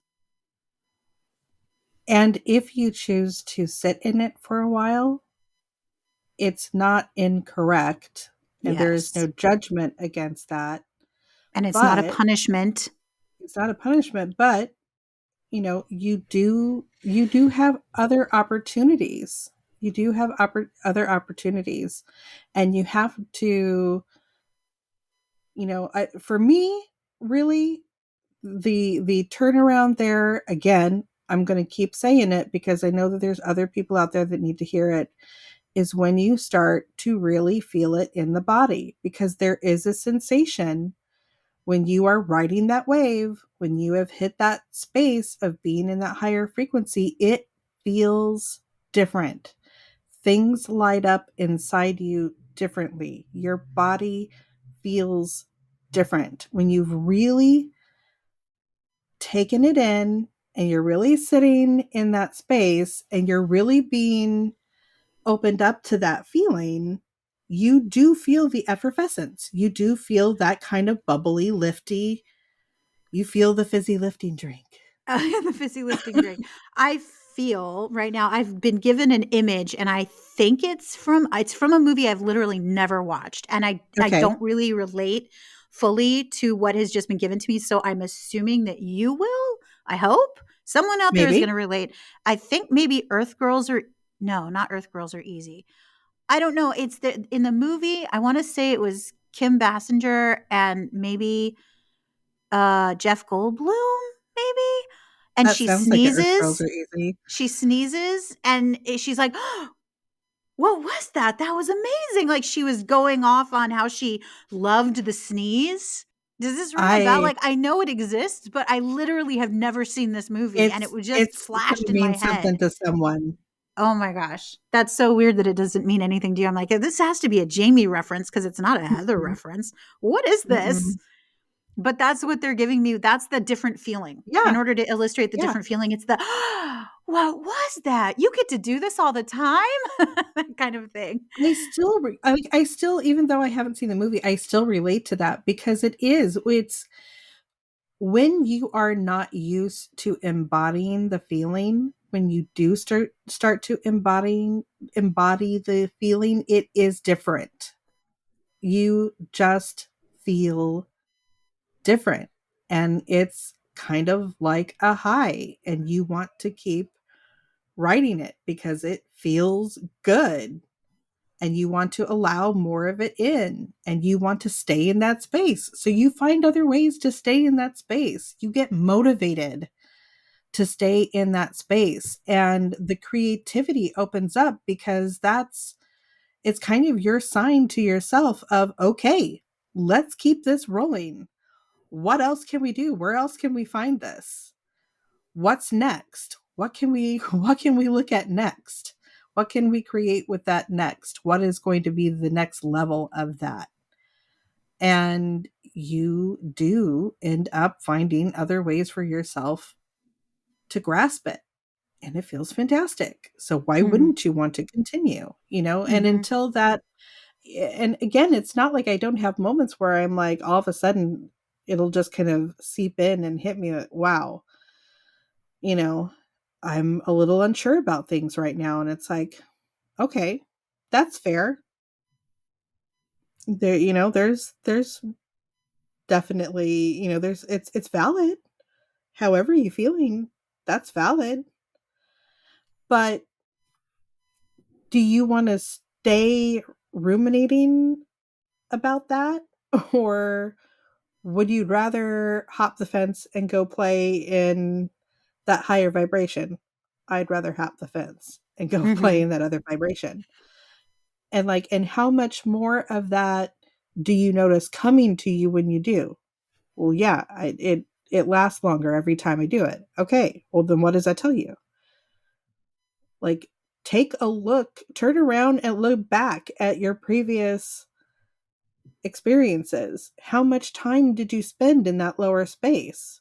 So naturally, what did you keep getting? I kept getting more of the lower frequency. Well, yeah.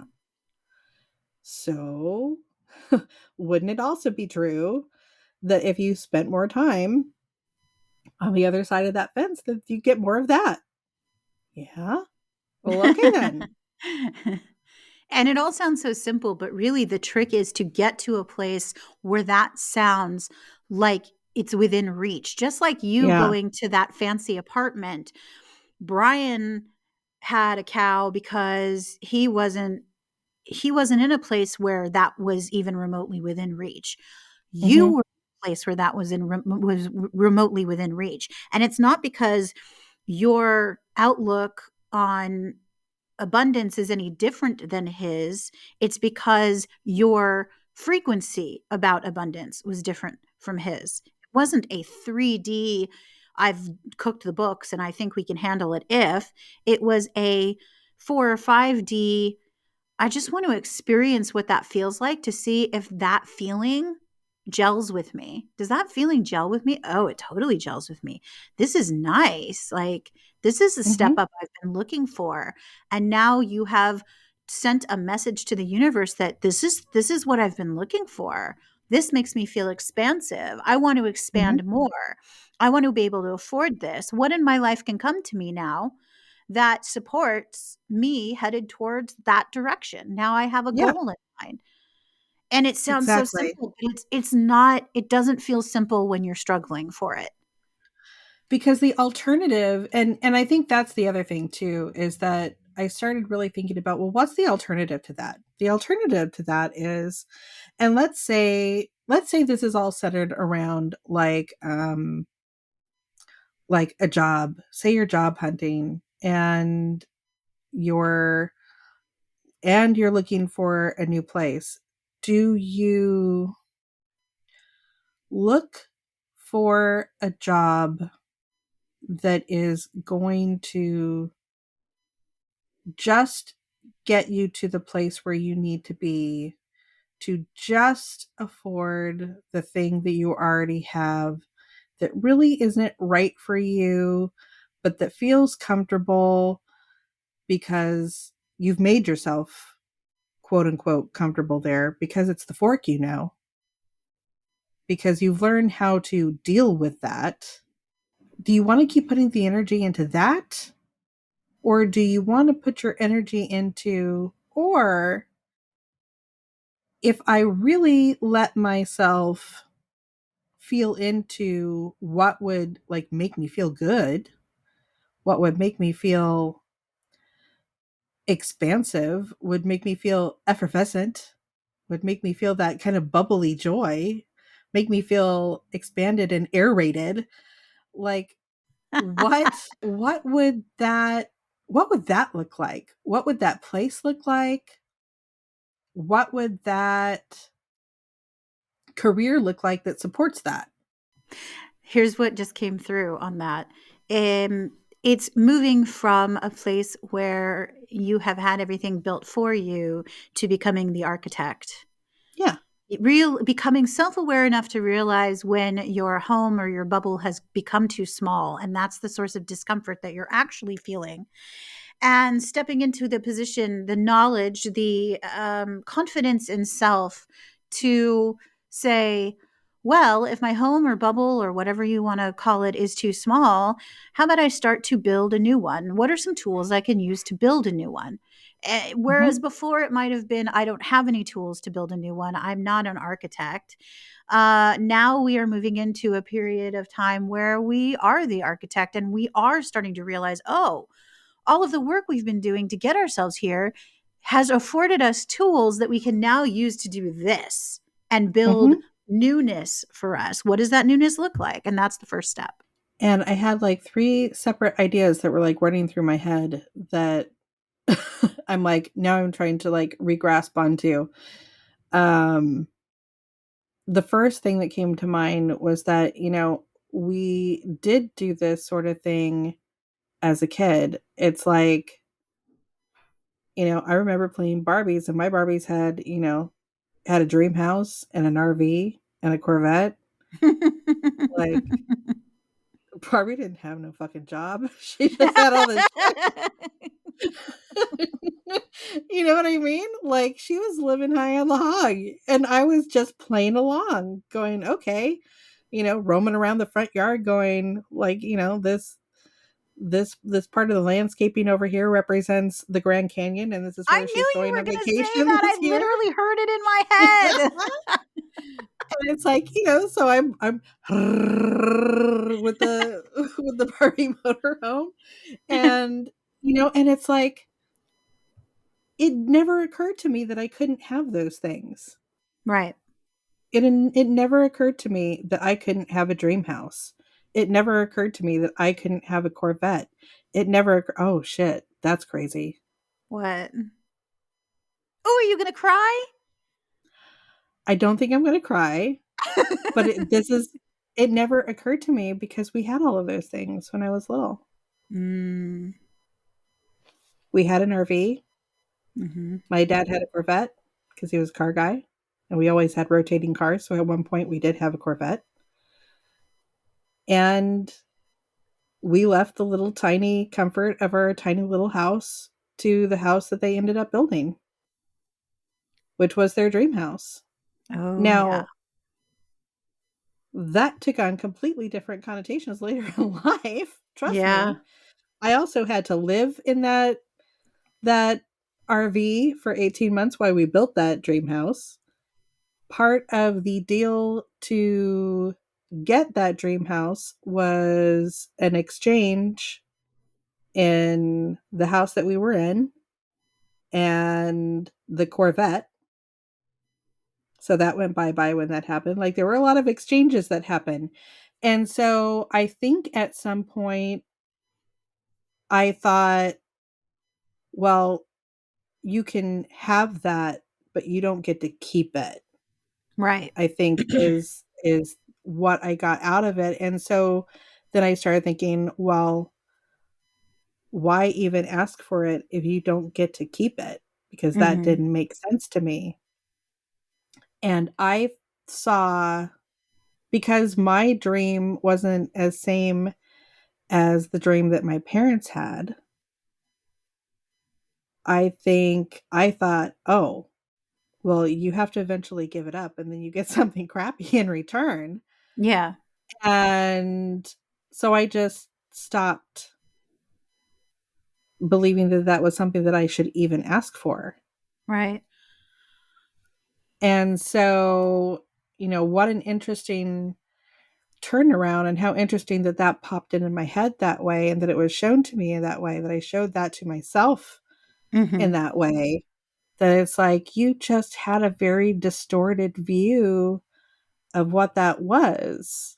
You had, and I think the reason why I even had those things as a kid was because, you know, it was I think kind of intentionally, but also unintentionally. I think my parents thought it was cute that I had a mini version of other of the bigger things that we had, Right. you know? And I don't think they ever thought, oh, what are we teaching this child by giving her these things? And then, what is it going to look like if these things go away? Like that never entered their mind. No, That why would wasn't it? That something that doesn't was on even their make radar, sense.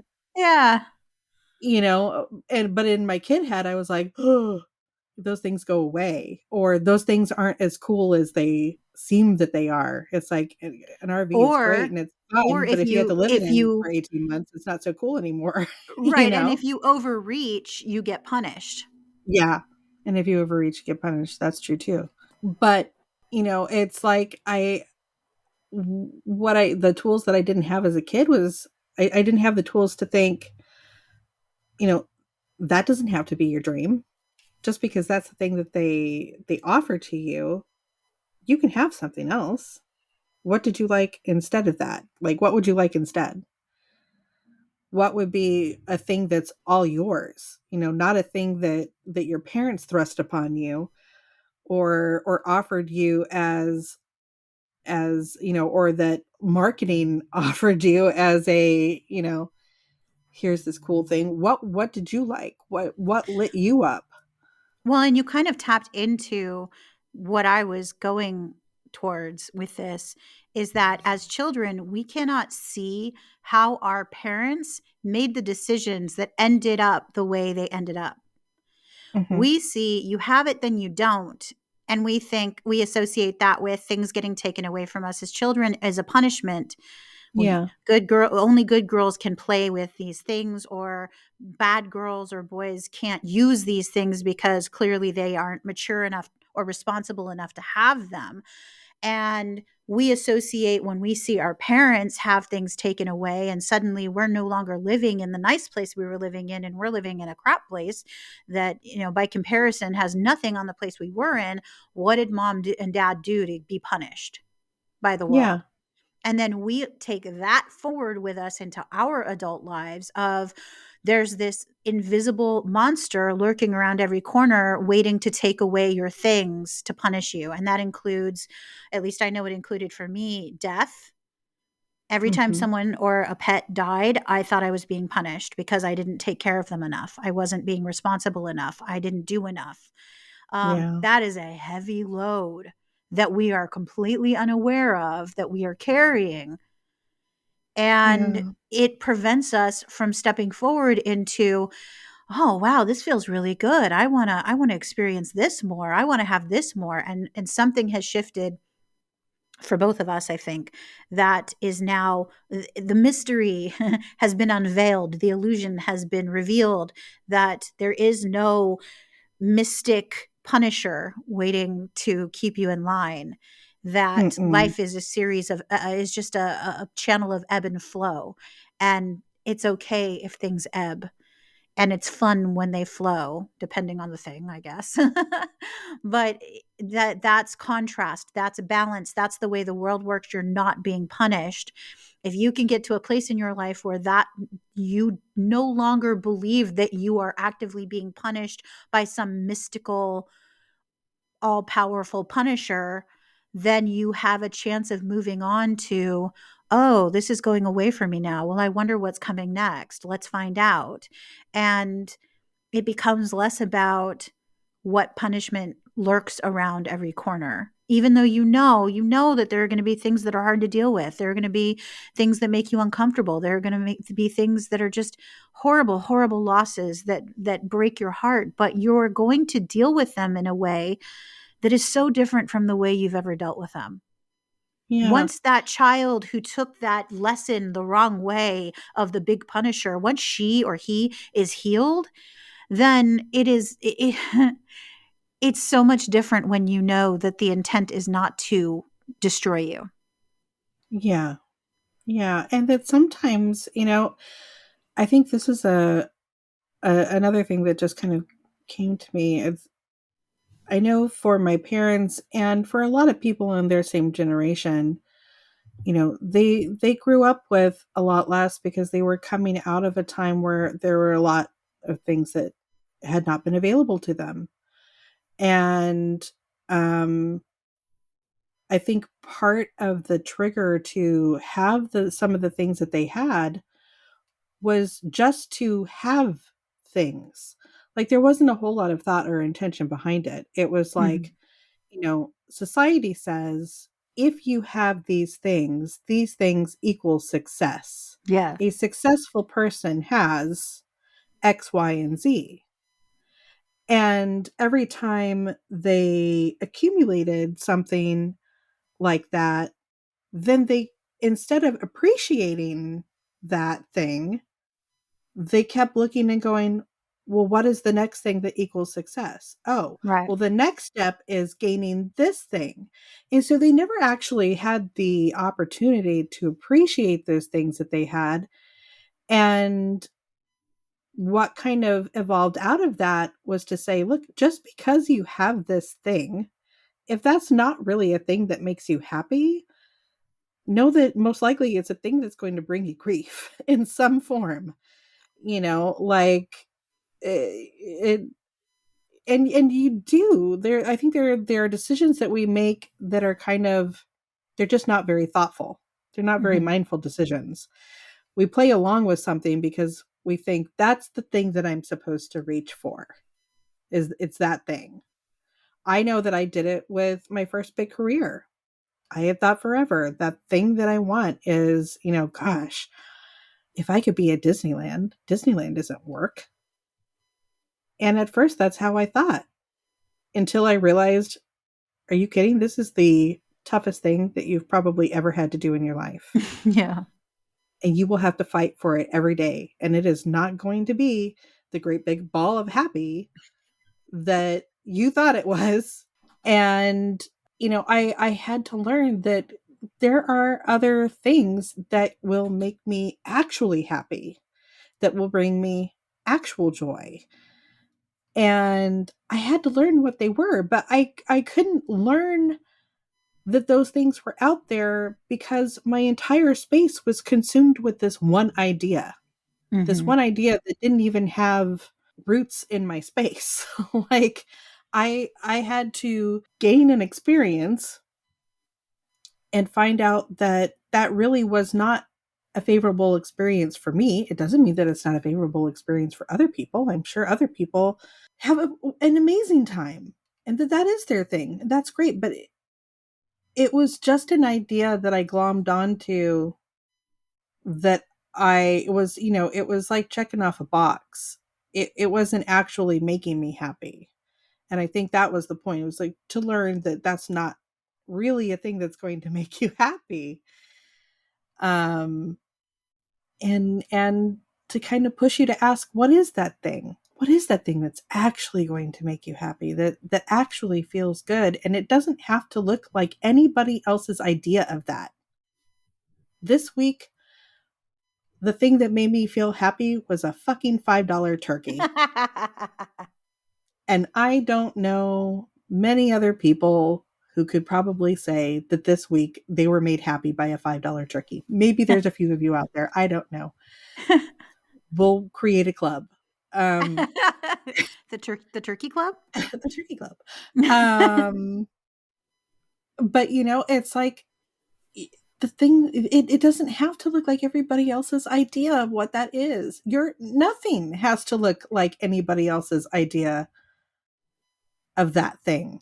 In fact, if it does look like anybody else's idea, you're not doing it right. Well, I don't know that I go that far, but Well, I would, until it is your idea. Like you yeah. can get ideas from people. I'm not saying that. I'm just saying that if you want something because someone else has it and that's the sole reason for Oh, you well, wanting yeah, it. just because somebody else has it, then yeah, Yeah, absolutely. You're not, well, because you're not being true to yourself. You're not right. actually doing the work to ask yourself.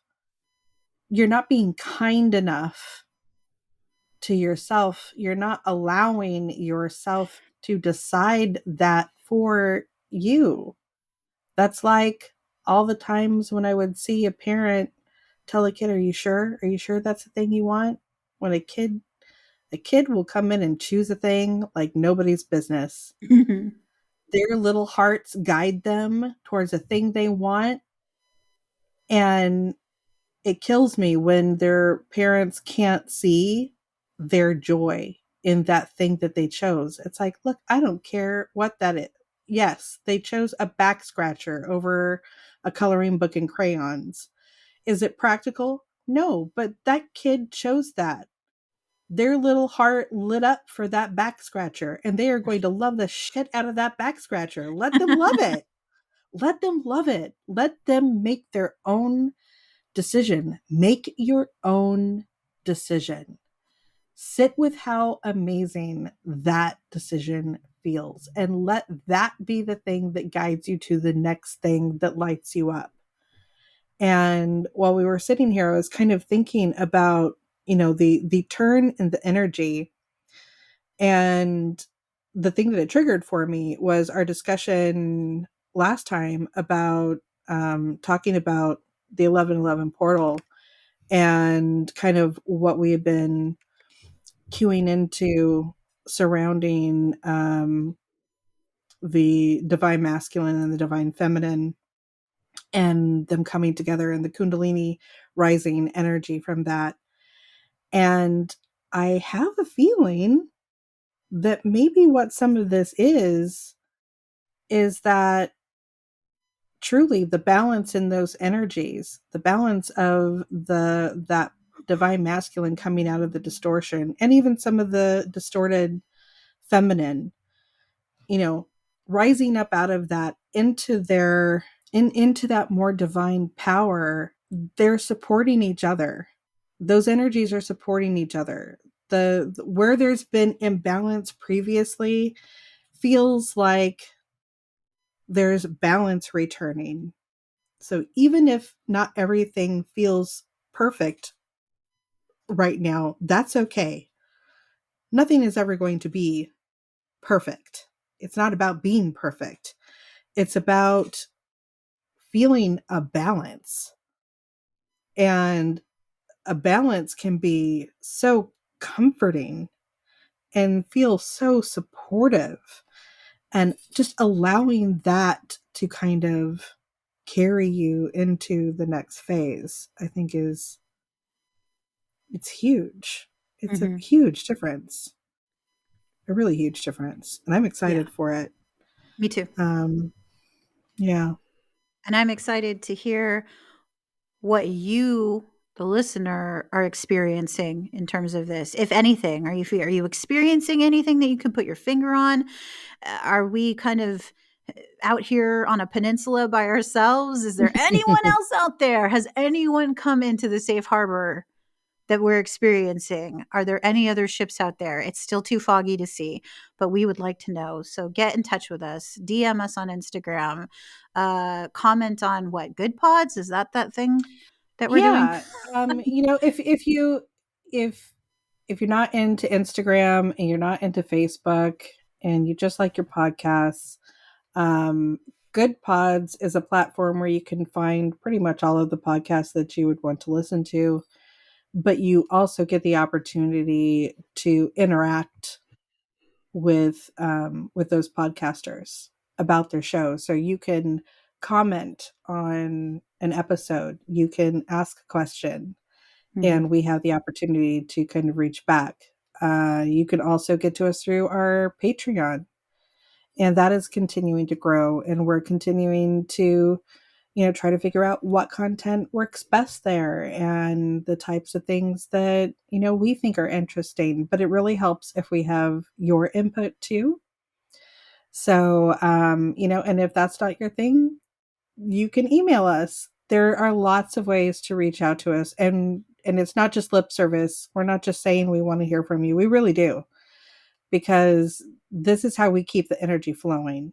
We have to make those connections with each other and start that conversation and keep it flowing, and that's how we keep that energy flowing. That's how we keep those creative wheels going. So when one person isn't particularly feeling it, but there's a person over here that does, or a person over there that does, that can be, that might be the little bit of spark that that person needs to go, okay, like I see where you're at, and maybe I can do something like that too, or I hadn't thought about it that way, or here's where I'm at, what do you think about that?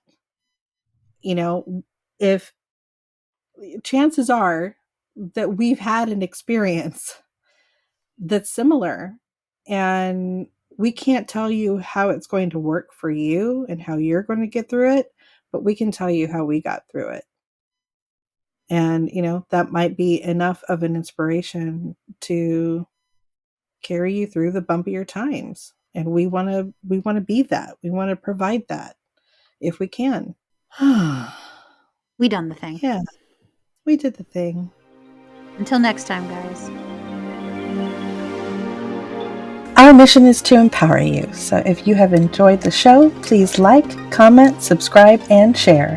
Help us appease the algorithmic gods, because it empowers us to empower others. And if you would like to stay up to date with our insights, downloads, and upcoming shows, check us out on Instagram by searching Using Our Inside Voice, all one word. And until next time, this is Jamie. And this is Heather. And we are using our outside voice to say stay safe, stay sovereign, and we will see you next time.